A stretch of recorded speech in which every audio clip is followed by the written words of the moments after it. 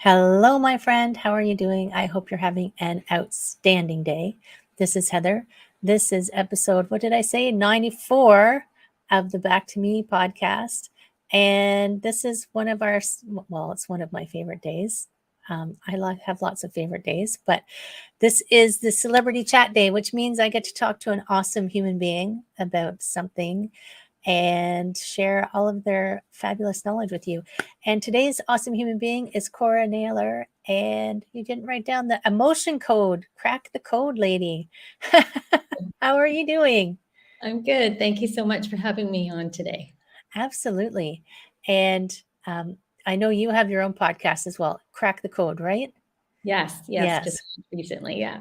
Yeah. So, my friends, if you're podcast junkies like me, go check out the Crack the Code.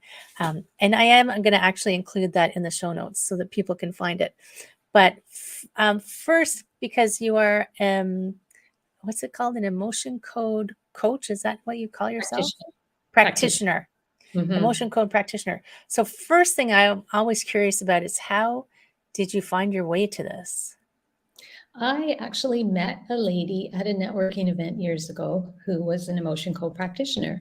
And I thought it was really interesting. So I booked a couple of sessions with her to see how it worked. And I was really intrigued by it and always thought in the back of my mind at some point, I'm going to do something with that. And then a couple of years later, I got certified as a life coach. And while I was going through the life coaching program and got to the emotion dealing part of it, in my mind, I'm kind of thinking, I don't know, but I think the emotion code is just so much easier than doing this part. And so after I got certified as a life coach, I went and got my emotion code certification as well as an add-on. It's funny that you say that because it is true when you're coaching people. I mean, you can't separate people and emotions. I mean, emotions are going to come up, and coaches aren't always really equipped or skilled at figuring out how to help that person move beyond whatever that thing is that's sticking them down, right? Yeah, and that's what I like about the emotion code. I don't need to know the backstory, and you don't even have to remember the backstory. So I know for me personally, my parents split up when I was young. It wasn't really bad, but in my, youthful brain, it was bad, and that's where a lot of my issues have come from. And my subconscious blocked out a lot of my stuff. So it's not even something that I could have talked about because I just don't remember things. Right. And yet all those emotions are there from that time that surface when you come up later to do something. Yeah, it's interesting how much we don't realize we've been impacted when we're at that age. I think I can't remember, it's 5 years old or 8 years old where you can't actually discern what's truth and what isn't truth. It just goes in as a truth, even if it's not. And that's when, for me, that's when my parents split up, right in that frame. So I'm sure in my, childhood brain, a lot of confusion was going on there. So my thought in my head was, well, if I just don't say anything, nothing bad can happen. Right. Oh my gosh. And so I was so shy, so painfully shy as a child that I couldn't even talk to my friends. Wow. You might have been more shy than me, because I was really shy. Like, I wouldn't go into a store if I thought they'd ask me if I needed help. Right? It's like I would have rather been invisible. Yeah. Well, I mean, it's taken a long time to, come out of that shell. And, I'll contribute a lot of it to getting introduced to direct sales when I was 19. My girlfriend got me into a company. And because of that, it started me on a whole personal development journey that I've been working on for years and years. And I'm surprised you would have gone into direct sales as a shy person. I know. Well, I was a little bit better by then, Right. but yeah, it wasn't a natural thing, but that was sort of my first dip of the toe in there. And that's, like I say, what started the whole exposure to personal development and what's out there. A lot of people, if you haven't gotten into that stuff, if you're just in the regular day to day, you don't realize how much there is out there, what's available to you to improve your life and get you to make any kind of changes. Right. And you don't have to be stuck in your stuff.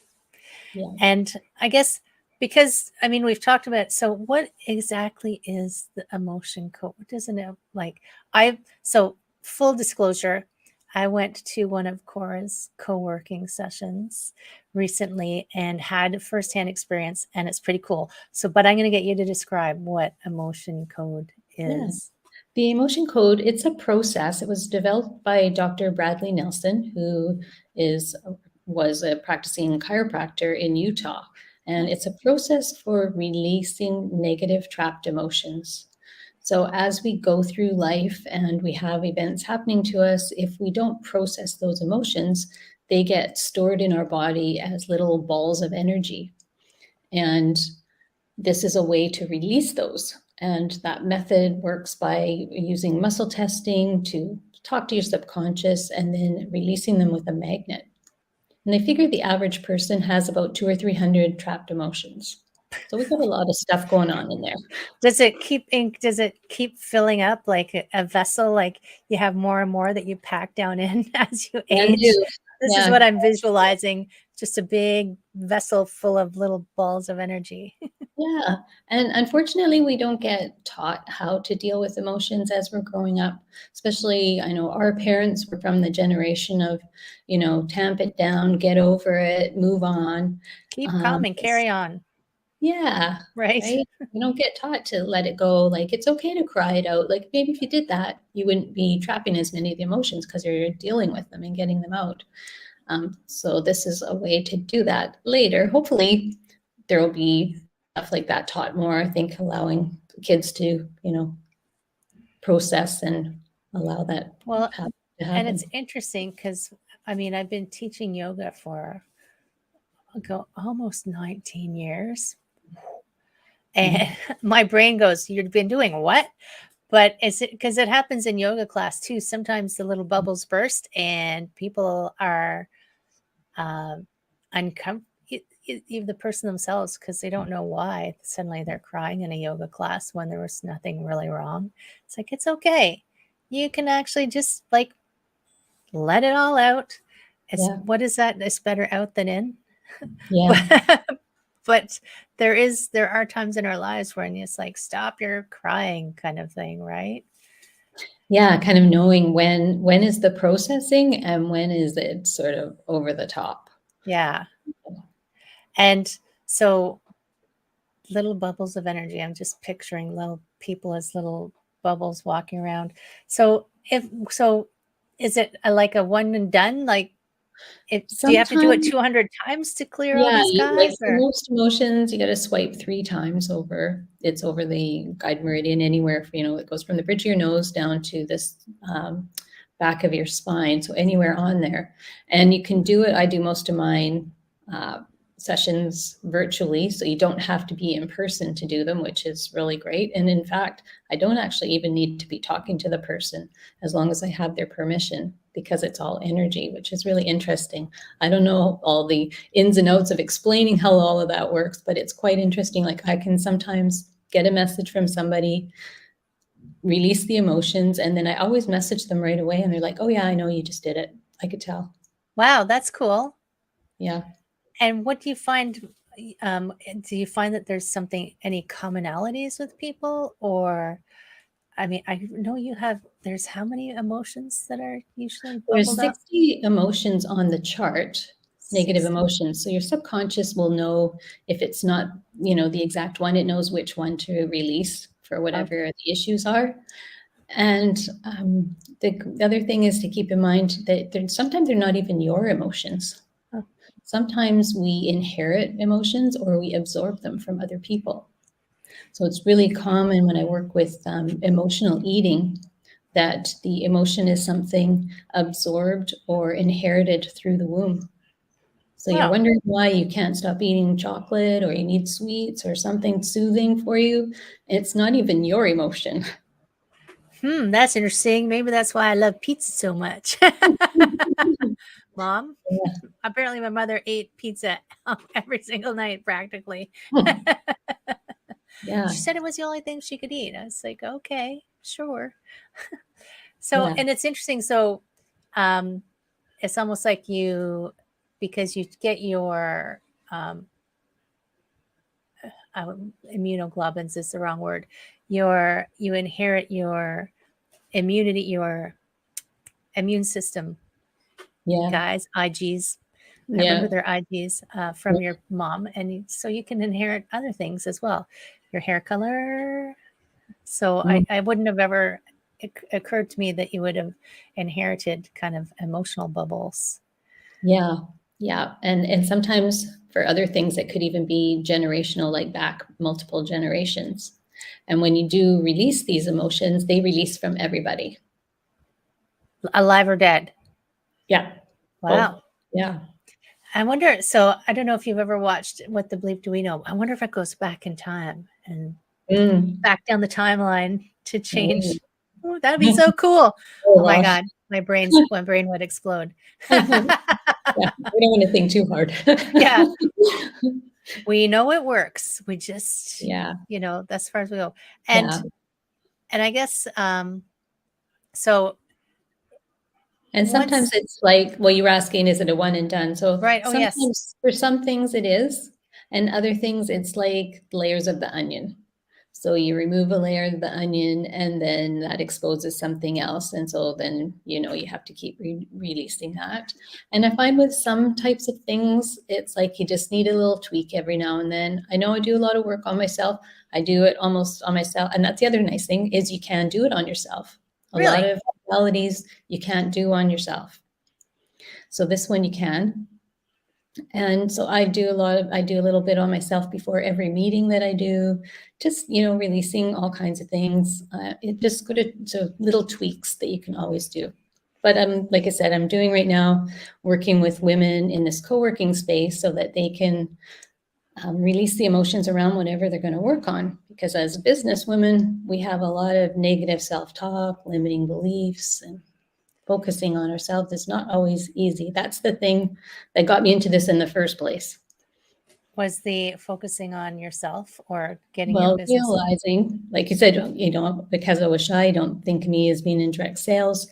That was sort of the impetus that got it going. But I have done a lot of different companies, direct sales, network marketing, and a lot of traditional jobs, but just never really got the success that I was hoping for in anything. So then, you sit back and say, well, why not?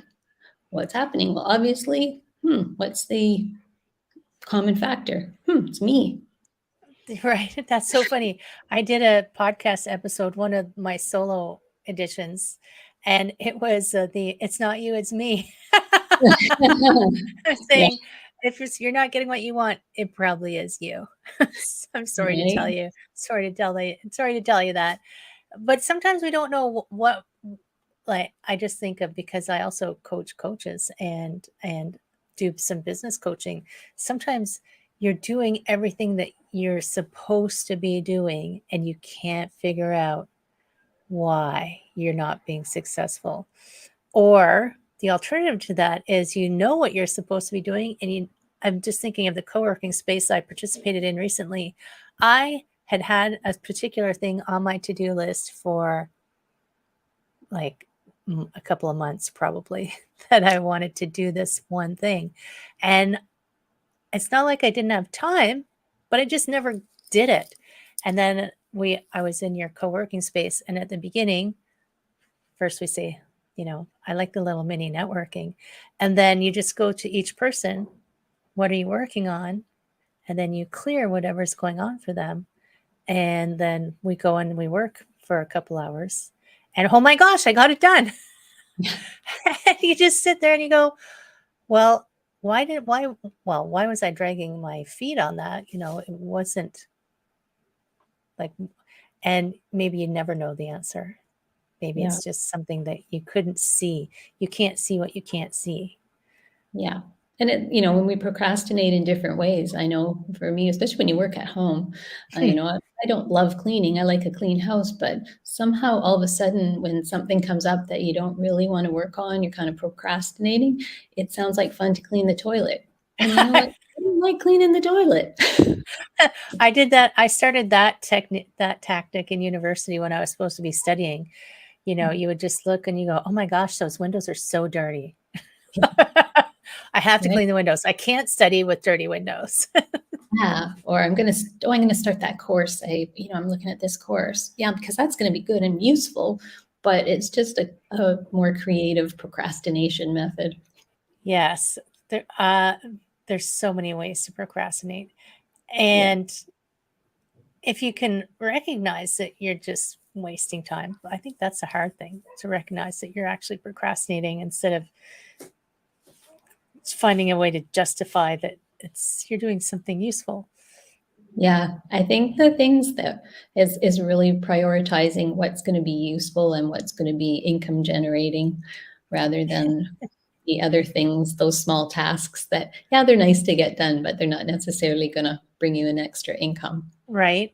Especially as a business person. I mean, not everybody that you help is necessarily doing business, because we were talking about that in the co-working space, that it doesn't necessarily have to be something business related that you're not doing, right? Yeah. And that's what I was saying when I first talked to you, Heather, that you're the one that gave me the idea because I saw all of their wonderful paintings that you had in the background and was asking you about that. And you said to me, I don't remember the last time that I painted. And that's why I thought, oh, I'll add that to my co-working session group that, women can come in and either work on business or something for self-care, because that's something that we don't always schedule. And wouldn't it be nice to do that in the middle of the day when you have more energy and keep you going for the day, rather than trying to fit it in at the end of the day when you're exhausted and you don't feel like doing anything and you don't have that creativity and that energy to put into it. And I also think about, so self-care, how many blocks, because of the people that I talk to, we have so many blocks around taking care of ourselves. And I can just imagine maybe all 68 of them. 60, yeah. Right? It's like, Yeah, how many blocks can you have around self-care? yeah. Have you ever tried to count? No, and it's different levels because it's different things, and that's the other part, the emotion. Each emotion gets trapped with a specific event. So you can't just swipe the magnet for 60 times and kind of be rid of everything. So each event can have multiple emotions, but they all are attached to a specific event. And it's not necessarily what you're working on now.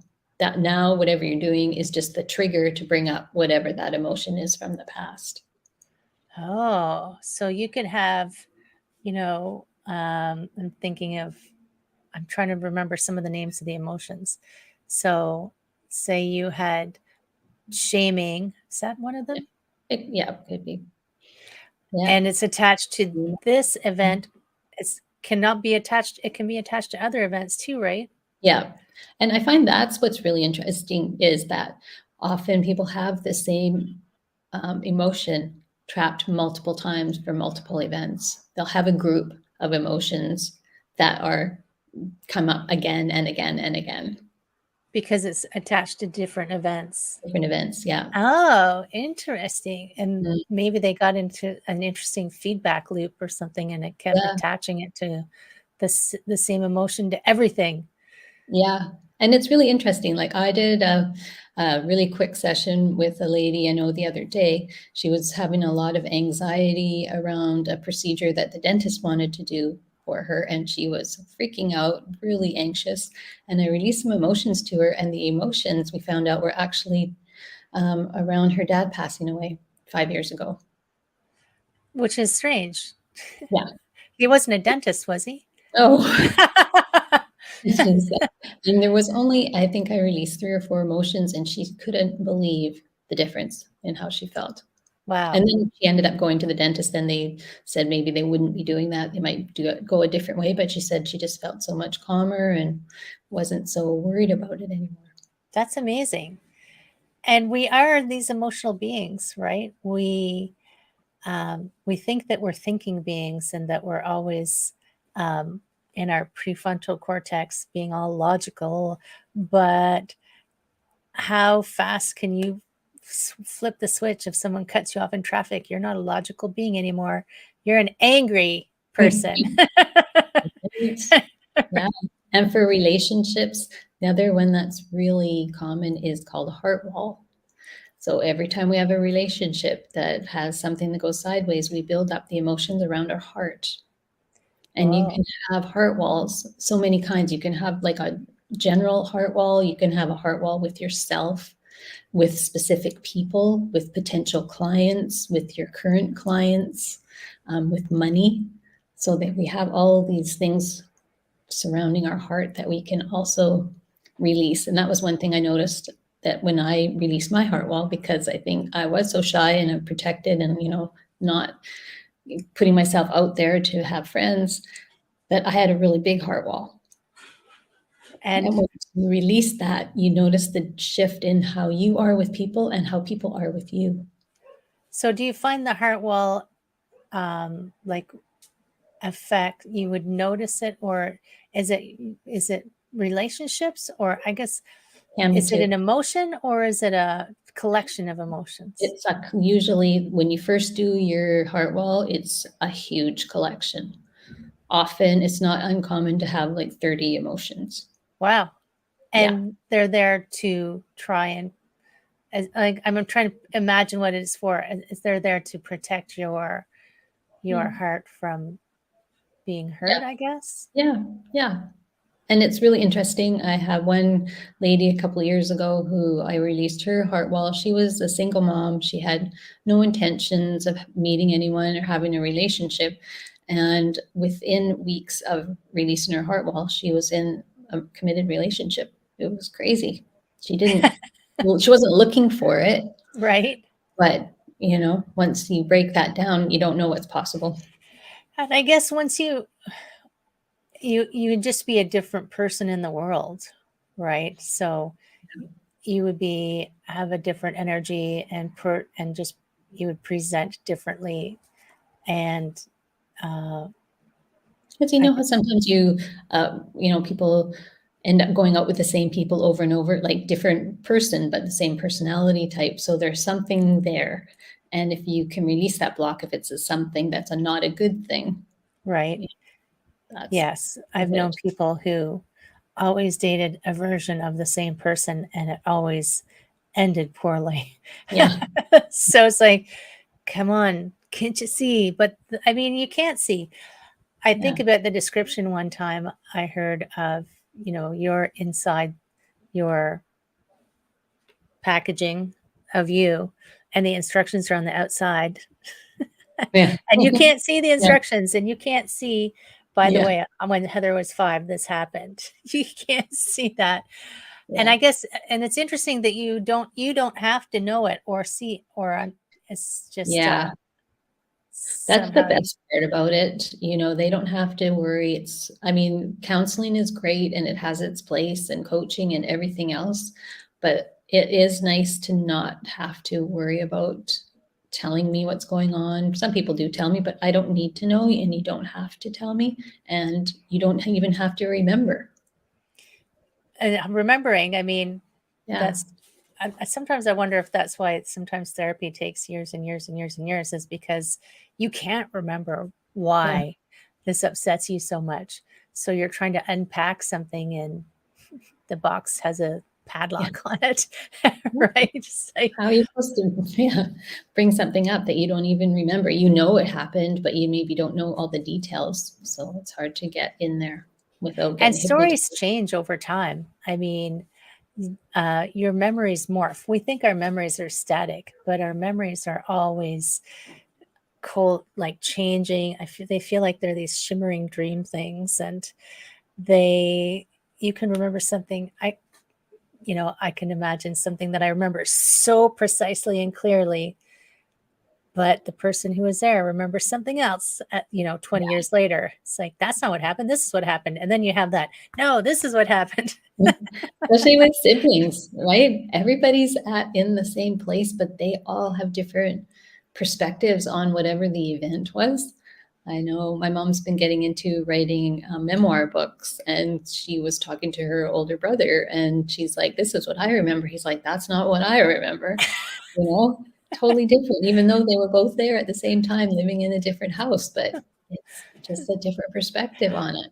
I'm the oldest of four, so it would be interesting to have a conversation with the four of us about events that happened.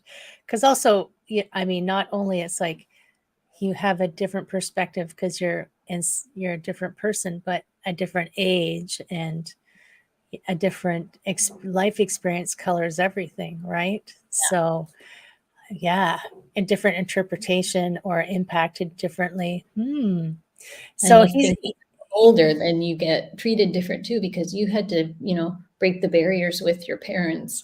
And so the next three had a different experience because they would, the parents are trained now too, because no one yeah, tells you to be a parent. I know. Yeah, There's no there's physical book. there's no instruction manual. So, being the oldest, you're like, ah, and then the baby, you're like, oh, you just get it soft and easy, the little baby. Yeah, yeah, Because they're worn out by they get yeah. to Well, number they don't four. scare you. So it's like, oh yeah, we've been there, done that. It's all good. So funny. I'd be curious to, to see if your mom and your brother both wrote a memoir. If they would, these are two different stories. Yeah, right. I know. Yeah. Has your mom done the emotion code? No, she is not. Hmm. Yeah. Most of my family has not. You So I've know, not. I get No. it. Yeah. There's always I and I'm sure my dad's probably listening. They probably think I'm crazy. But I don't even know if they know what I do, some of them, but I did work with one of my sons, and I think that helped him a lot. He's oh, got that's good. anxiety issues, and it helped him a lot, And I I think think. anxiety seems so much more prevalent. I mean, and in younger people, like just remember I've had clients whose children, and I thought you're young to be, need to be medicated for anxiety or counseled for anxiety in their preteens, Yeah, anxiety. And I've just been watching it increasing and increasing through the population. And of course, the last 3 years has made it even more. yeah, So these are things I think about all the time. Like, where's it coming from? And yeah. is it a societal thing? Is it, I don't know. Do you get a sense of that? Yeah, I'm not sure either, and I know I used to worry about that a lot when my kids were in high school. I mean, that's about 12 years ago that my kids graduated, but almost all of their friends that were girls were on some kind of antidepressants or something, anti-anxiety, whatever, something. Um, and I don't know why. I mean, they don't really, again, get taught how to deal with stuff. Every time they have any kind of issue, they go to the doctor, and it's like, here, let's give you a pill. And there's so many methods that they can use to help deal with it. Like you say, just do yoga or other, emotion code or any kind of alternative healing methods. And unfortunately, the holistic approach people and the medical doctors are not at the point of working together to try and figure out something they can do. The Right. medical And it's true. I doctors mean, I've talked to breath coaches, and I mean, I do yoga, and there's meditation, and there's lots of alternatives to medication, but they're not always as instantaneous as taking something. So, and maybe it's because we've become a society of instant gratification. You know, I don't have time to work through this. I have stuff to do. Just give me the pill and let's move on. Yeah. But I And think then it'll there's people that accumulate. have been taking them for years. Do they still work? 20? I know people have been taking them 20, 30 years. That's a Uh, long time. I mean, if you're going to do it in the short term, or is there a plan to try and work you off of them? I don't know. Where do you get that dependence on there? Right. And then I just picture all the little bubbles just piling up and spilling out the top of their heads because because they haven't had time. They haven't dealt with any of them and they're just overflowing. Yeah. Oh, I could see a whole problem coming Yeah. with that And too. tell people, wouldn't it be great if before you got out of high school, if you could do something like releasing your emotional baggage and financial training? Just Yes. imagine what your life could be like if you had those two things done before you left high school. Imagine if everybody in high school could just release their emotional baggage. It's okay. I like dogs. Just not going too crazy. Yeah. This is real life, man. Dogs bark, kids Yeah. scream. Oh, we're lucky. Yesterday I was in a session and my husband was in the shower and someone came to the door. Yeah. Bark, bark, bark, bark. Yeah. Yeah, Yeah. I like high school is traumatizing, even if it Mhm. went well for you, because it's trying to figure out moving from being a kid to kind of an adult, but not really an adult, still not really supposed to do things, but supposed to act grown up, and everybody acts like they know everything, even though they don't know anything. And that's very stress creating. Yeah. Well, they don't always get the opportunity to ask the questions without feeling like, everyone's going to think I'm crazy or, I don't want to look like an idiot, and all that stuff. Right? Oh Yeah. my gosh. they should have So much they should puberty have now. therapy for high school for people, everybody who survived high school. Yeah. But yeah, if you could go into those high schools and help those people process what was going on, oh my goodness, that would be so Mhm. amazing. Well, and the thing that you can do is you can get the book. So there's a book called The Emotion Code by Dr. Bradley Nelson, and you can read the book and you can learn to do it on yourself. You don't have to take a course. Really? He only wants you to get certified and take his program if you're going to use it as a business. Right. But anybody can read the book and learn how to do it. Sometimes for certain things, obviously, it's harder to do on yourself because it's too deeply ingrained. It takes some practice to do the muscle testing and to trust your muscle testing. Right. But it can be done. And even if you got rid of half of it on your own, wouldn't that be great? That'd Or be just amazing. feeling anxious, that you can use that as a tool. Very cool. That's so awesome. And you have a membership program as well, right? Yeah, so I'm just starting that, and I'm expanding on what we're doing in the co-working sessions, because with women we have a lot of self-doubts, or I know I did anyways. That was a lot of what was holding me back: negative self-talk, limiting beliefs about so many things, blocks around money and earning money, and all that. And so it's a membership where we'll meet every week, set a monthly goal, because sometimes the goal is you set a goal and you might have a heart wall with your goal for the month, or Right. limiting beliefs around whatever you set for your goal, because you think, well, so and so's doing it, I set it for myself. But in your mind, you're going, yeah, you're never going to do that, So getting I'll raise my release, hand. I do that a lot. yeah, releasing those kind of blocks. And then every week I've got different things that we can go through to release the blocks, and then around also whatever you're currently working on. Cool. So the co-working space is just free for people to come and join. Yeah, so that's on the first and third Wednesday of each month from 9 till 11 a.m. Pacific. Right. And I'm sure you'll have the link in the show notes if they want to Yeah. join. So that's to give you a taste if you're thinking, what the heck is this emotion code thing and how does it work? At least you can come and you can experience it for yourself. And then from there, if you decide, you know what, I like this and I want to do some more, then you can join the membership. And I will say, I was curious, which is why I joined the co-working space, and it's on my calendar now. It's like Awesome. I have to make sure I get there, because it's also just like the group of women that you have gathered. Like they're just really kind and interesting, and Yeah. And the format I like, I'm assuming people are liking it, but they come in, just do one quick round of speed networking just to meet a few of the people. And maybe you'll connect with them outside of it for other collaborations or projects. I just want it to be a quick thing so that you get a quick time when we don't spend too much time doing the introductions, because sometimes in meetings people can take a long time on their 1 minute introduction or whatever. And then I release your emotions, and then we do some work, and then come back and celebrate. Because that's the other part, that as people that work from home, we don't always have someone telling us that we did a great job.